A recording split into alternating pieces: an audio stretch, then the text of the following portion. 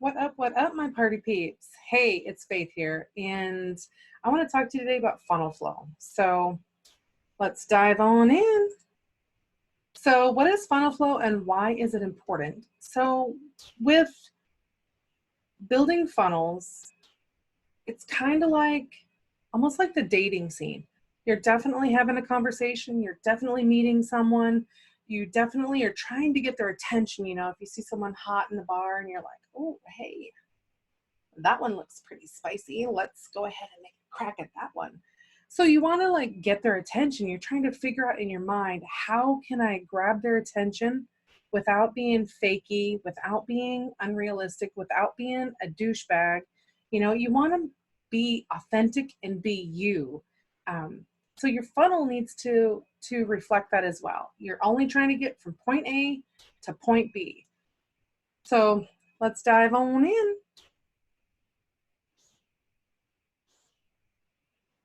One is the introduction. This is the most important way. This is your main headline. How you're going to grab their attention, how you're going to get them to notice you, how you're going to get their eyes turned on you. On the online world, it's way more difficult, but it's kind of similar to being in a very noisy, crowded bar. You have all these people around, all this music going that's at super loud so you can barely hear. You've got, if it's a smoking bar, there's all this thick fog. So people are not necessarily, it's not easy to talk to someone. It's not easy to carry on a conversation. It's not easy to get someone to look at you because there's all these other distractions. So your main headline has to focus in and zero in on something that's unique, something that's maybe controversial, something that's guaranteed to get them to look at you. So, funny little thing, my brother used to go to the bar quite a bit, and his favorite pickup line to get women to notice him was, hey, we got something in common. And these chicks would be like, yeah, what's that? He goes, we're both named after a girl, because his name was Shannon. So that was his favorite pickup line. And it worked like a charm. I was so shocked that it worked, but it did. So make sure your main headline is something that's going to grab their attention, something that's going to get their eyes on you. Number 2,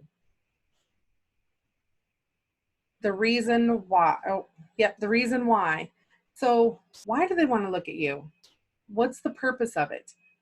What's the supporting statement that you're going to give them as to why they need to be focusing on you? So, and this could be, like going back to the dating one, why would they want to look at you versus all the other things going on around them? What is the reason why? Is it because you're funny? Is it because you have like a same situation going on? Is it because you're both bored out of your mind and you can't stand the place, but you're there supporting your friends, or whatever the case may be? You have to have a good subheadline, a good supporting reason why. The alignment. You have to talk to them about, connect with them on their level. So whether it's they're sitting over there and they're like, ugh. Maybe they had a hard day at the office. Maybe they got fired. You don't even know. Maybe they just had their $1 million idea ripped off. Who knows? Stuff happens all the time. So whatever it is, go over there and you're going to have conversation with them. You're going to talk to them. You're going to read their body language. Online, you can't read the body language. You don't have that ability, but you can talk to people that have been in that same situation. So you're going to write all the rest of the copy on the page is going to bring you in alignment with where that person is at that moment in time.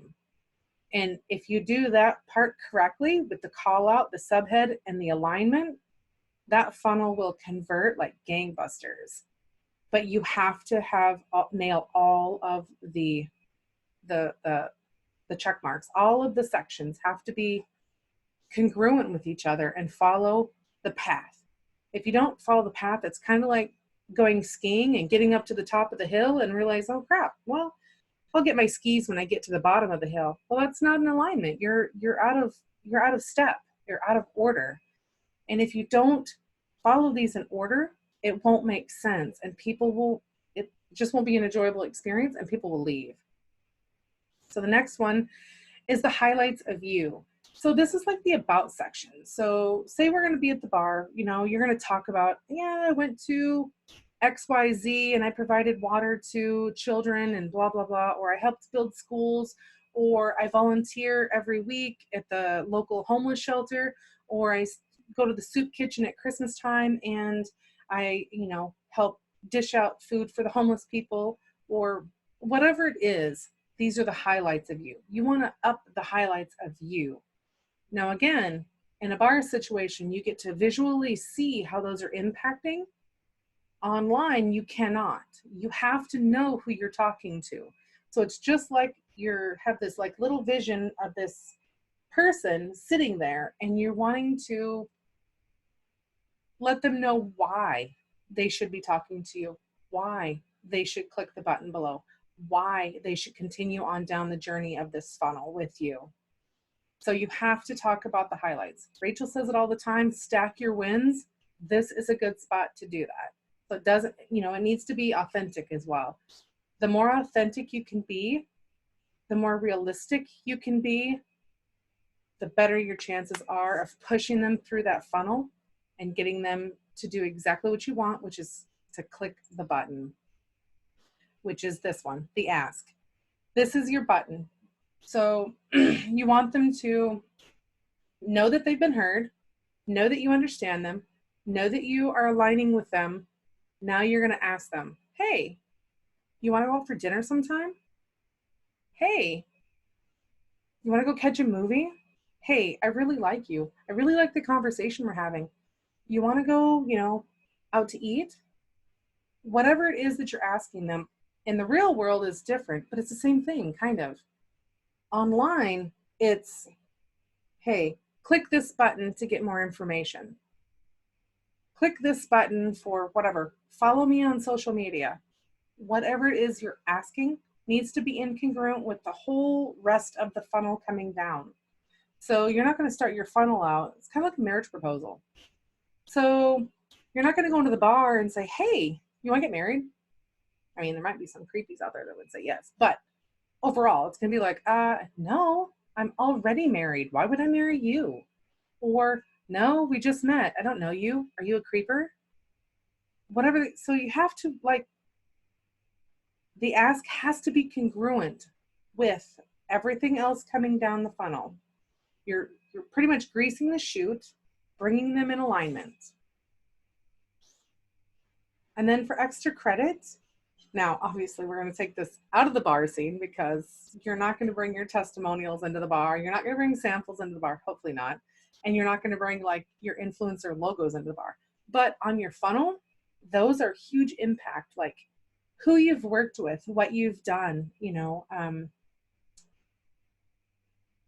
the testimonials. So if you've done some major work for some major influencers, you want to make sure or try to get them to endorse you some way, or give you a testimonial, or refer you out to people like their clients.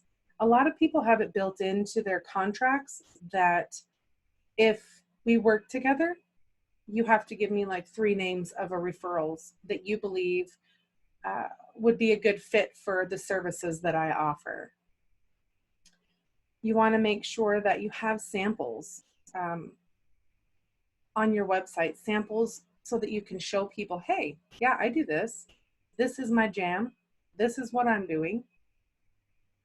And, tie that all in at the end.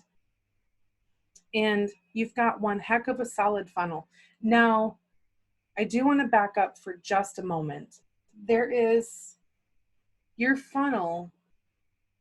So I mentioned heading to the bar, and I mentioned a marriage proposal, which are 2 extremely different scenarios, right?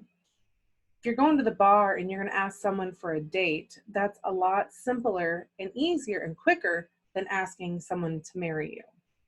So your funnel is the same way. The higher the ticket price, the longer the funnel needs to be, the more pieces need to be into that funnel to bring them to that marriage proposal. Because when you're putting out $10,000 or $5,000 or 25, when you're asking them to spend a good chunk of money on you, that is a marriage proposal. If you're just asking them for a free opt-in or maybe $7, that's a smaller funnel. It's not as big of an ask. So it doesn't require as much effort, if you will, to go through that funnel. So make sure that your funnel is congruent with, say, your ask, or if you're just asking for a date, or if you're just asking for a marriage. So you make sure that they come into alignment. And I hope this brought you some like semblance of like tidbits of information, if you will. If it didn't, sorry, I'll try again. Do better next time. Talk to you later. Faith out. Oh, thank you, by the way. I want to say that as well. Now it's faith out.